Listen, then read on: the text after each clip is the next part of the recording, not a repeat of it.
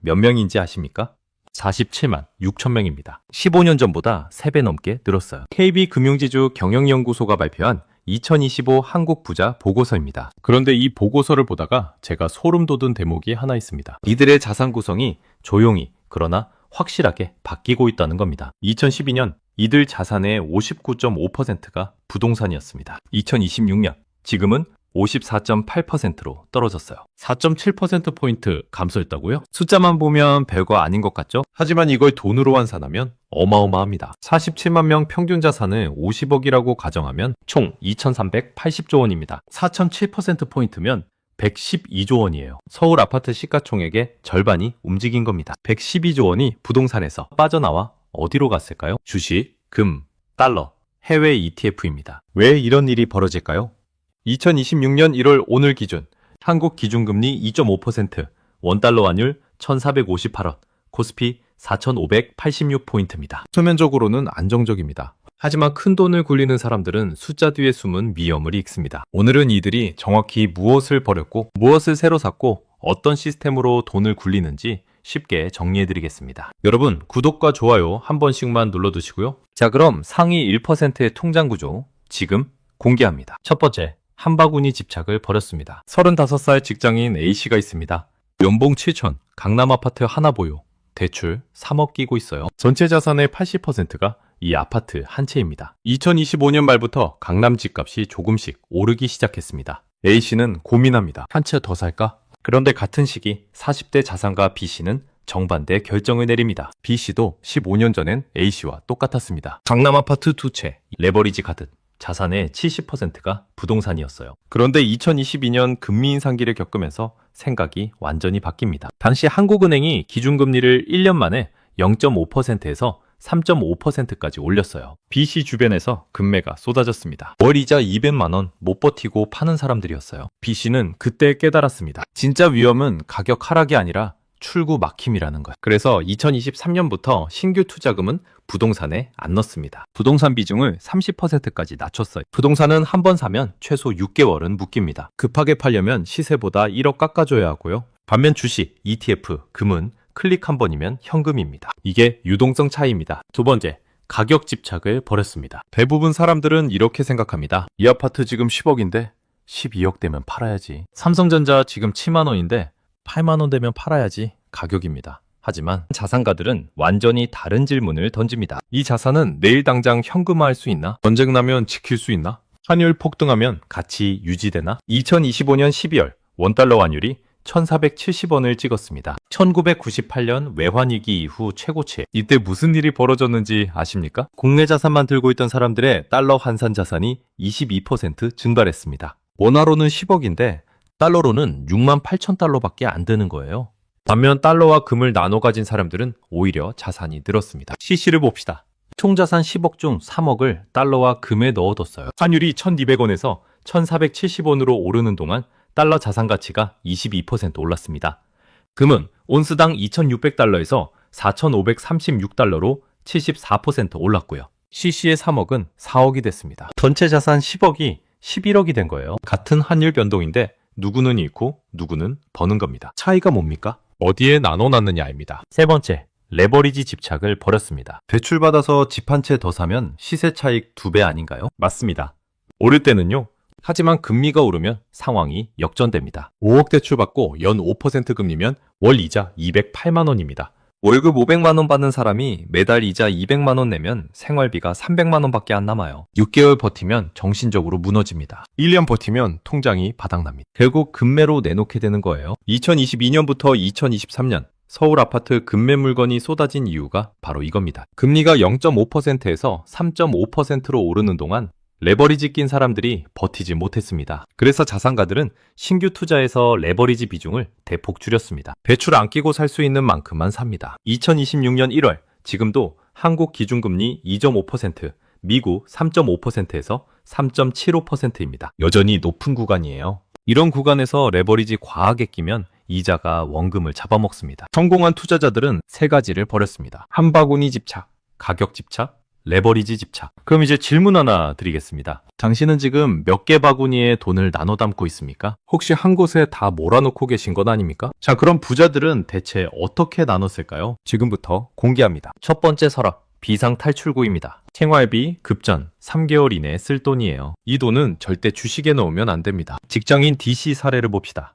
D씨가 삼성전자에 500만 원 넣어뒀는데 갑자기 차 수리비 300만 원이 필요합니다. 하피브나의 삼성전자가 마이너스 5% 빠졌어요. 300만 원어치 팔면 실제로는 285만 원밖에 못 건집니다. 15만 원 날린 겁니다. 이게 한두 번이 아닙니다. 급전 생길 때마다 주식 팔면 손실 확정입니다. 그래서 첫 번째 서랍은 CMA나 단기 예금에 넣습니다. 2026년 1월 기준 CMA 금리가 연 2%에서 3%예요. 많진 않지만 언제든 꺼낼 수 있고 하루만 넣어놔도 이자가 붙습니다. 얼마나 넣어야 할까요? 생활비의 3배입니다. 월 400만 원 쓰면 1200만 원 넣어두는 거예요. 두 번째 서랍, 중기, 성장 엔진입니다. 1년에서 3년 안에 쓸 목돈이에요. 결혼자금, 전세자금, 자동차 바꿀돈 같은 거죠. 이 씨를 봅시다. 3년 뒤 결혼준비금으로 5천만 원이 필요합니다. 이 씨는 두 번째 서랍에 매달 120만 원씩 넣습니다. 어디에 넣느냐? 국내 우량주 50%, 미국 S&P 500 ETF 30%, 채권형 펀드 20%로 나눕니다. 주식만 담으면 3년 뒤 폭락할 수도 있으니까요. 2025년 코스피가 75% 올랐지만 2022년에는 24% 빠졌습니다. 타이밍이 나쁘면 손실입니다. 그래서 3개 자산으로 나눠서 리스크를 분산하는 겁니다. 3년이라는 시간이 있으니까 중간에 조정와도 회복할 여유가 있습니다. 비중은 어느 정도일까요? 전체 자산의 30%에서 40%입니다. 세 번째 서랍. 장기 복리 폭탄입니다. 10년 이상 절대 안 꺼낼 돈이에요. 은퇴자금, 자녀 교육비, 목돈 만들기 같은 장기 목표입니다. FC를 봅시다.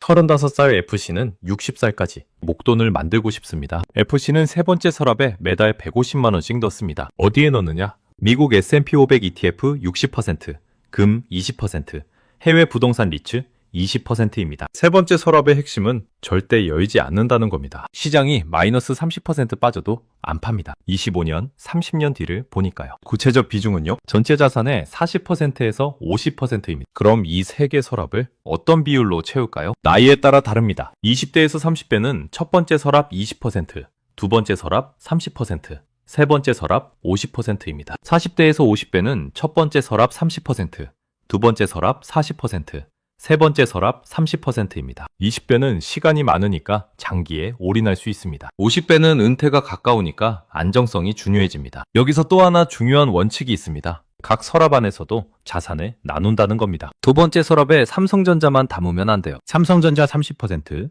미국 ETF 30%, 배당주 20%, 채권 20% 이렇게 나누는 겁니다. 2022년 S&P 500은 마이너스 18%였고 금은 플러스 0.2%였어요. 주식이 빠질 때 금은 버틴 겁니다. 이게 리스크 분산입니다. 한 자산이 무너져도 다른 자산이 받쳐주는 거예요. 부동산은 안정성 책임지고 주식은 성장 책임지고 금은 위기 막아주고 달러는 환율 방어합니다. 각자 역할이 다릅니다. 그럼 질문 하나 드리겠습니다. 당신 통장은 지금 3개 서랍으로 나뉘어 있습니까? 각 서랍의 역할이 정해져 있습니까? 좋습니다.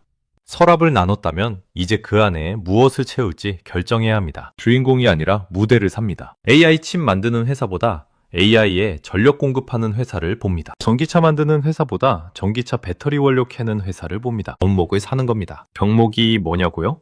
아무리 기술이 발전해도 반드시 거쳐야 하는 지점입니다. AI가 발전하려면 전기가 필요합니다. 전기 없이는 데이터 센터가 안 돌아가요. 전기차가 늘어나려면 배터리가 필요합니다. 배터리 없이는 전기차가 안 굴러가요. 배터리를 만들려면 리튬이 필요합니다. 리튬 없이는 배터리가 안 만들어져요. 첫 번째 병목, 구리입니다. 2025년 국제 구리 가격이 40% 올랐습니다. 전기차, 데이터 센터, 재생에너지 인프라 모두 구리 없이는 못 만듭니다. 전선, 배터리 연결재, 모터, 견압기 전부 구리로 만들어요. AI 붐으로 데이터 센터가 미친 듯이 지어지고 있습니다. 데이터 센터 하나 짓는데 구리가 수천 톤 들어갑니다. 전 세계 구리 생산량은 연간 약 2,500만 톤인데 수요는 매년 3%에서 4%씩 늘어나요. 공급은 한정, 수요는 폭발입니다. 그럼 구리광산 회사 주식을 사야 할까요? 그것도 방법이지만 더 간단한 방법이 있습니다. 구리 ETF입니다. 두 번째 병목, 금입니다. 2026년 1월 지금 금 온스당 4,536달러입니다. 1년 전보다 74% 올랐어요. 골드만삭스는 2026년 상반기에 $5,000까지 갈 수 있다고 전망했습니다. 달러 신뢰가 흔들리고 있기 때문입니다. 미국 정부 부채 35조 달러 넘었고 트럼프 정부의 정책 불확실성도 큽니다. 베네수엘라 군사 개입 위협, 이란 시위대 지원, 그린란드 군사력 행사 발언. 지정학적 리스크가 커지면 금으로 돈이 몰립니다. 실제로 2025년 각국 중앙은행의 금 보유액이 미국 채권 보유액을 처음으로 추월했습니다. 중국, 러시아, 인도, 터키 중앙은행이 금을 계속 사들이고 있어요. 달러 의존도를 낮추려는 겁니다. 중앙은행들이 사는데 개인이 안 살 이유가 있습니까? 금은 두 가지 방법으로 살 수 있습니다. 금 통장으로 소액 적립하거나 금 ETF를 사는 거예요. 세 번째 병목, 주식입니다. 하지만 어떤 주식이냐가 중요합니다. GC 포트폴리오를 봅시다. GC는 총 투자금 5천만 원을 이렇게 나눴습니다. 미국 S&P 500 ETF 30%, 1,500만 원. 전력 공급 회사 주식 20%, 1,000만 원. 구리 ETF 15%, 750만 원. 금 ETF 15%, 750만 원. 배당주 10%, 500만 원. 현금 10%, 500만 원. S&P 500은 미국 경제 전체에 투자하는 겁니다. 애플, 마이크로소프트, 엔비디아, 테슬라 다 들어있어요. 전력회사는 AI 붐의 무대입니다. 데이터 센터 늘어나면 전기 수요 폭증합니다. 구리와 금은 인프라와 안전자산입니다. 배당주는 현금 흐름을 만들어줍니다. 현금은 기회를 잡기 위한 겁니다. 시장이 폭락하면 싸게 사는 거예요. 이게 바로 역할 분담입니다. 역사는 반복됩니다. 1990년대 인터넷 붐 때 닷컴 회사 대부분은 망했습니다. 하지만 통신 인프라 회사는 살아남았어요. 시스코, AT&T 같은 회사들이죠. 2000년대 스마트폰 시대엔 애플만 번 게 아니라 삼성전자, TSMC 같은 반도체 회사가 더 크게 벌었습니다. 아이폰 만드는 회사는 애플 하나지만 아이폰 칩은 여러 회사에 팝니다. 2020년대 전기차 시대는 전기차 회사만 보지 말고 배터리와 리튬을 봐야 합니다.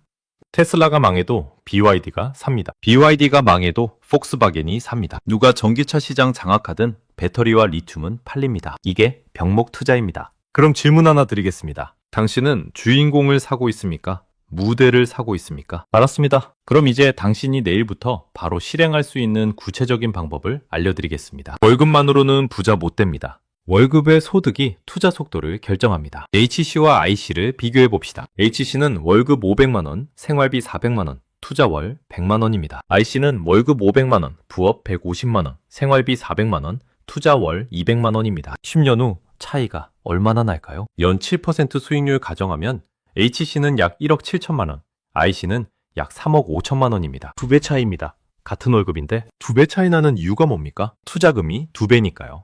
월급을 2배로 올리는 건 어렵습니다.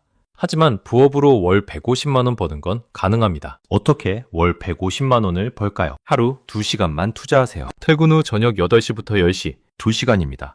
한 달이면 60시간이에요. 시간당 2만 5천 원만 벌어도 월 150만 원입니다. 뭘 하면 될까요?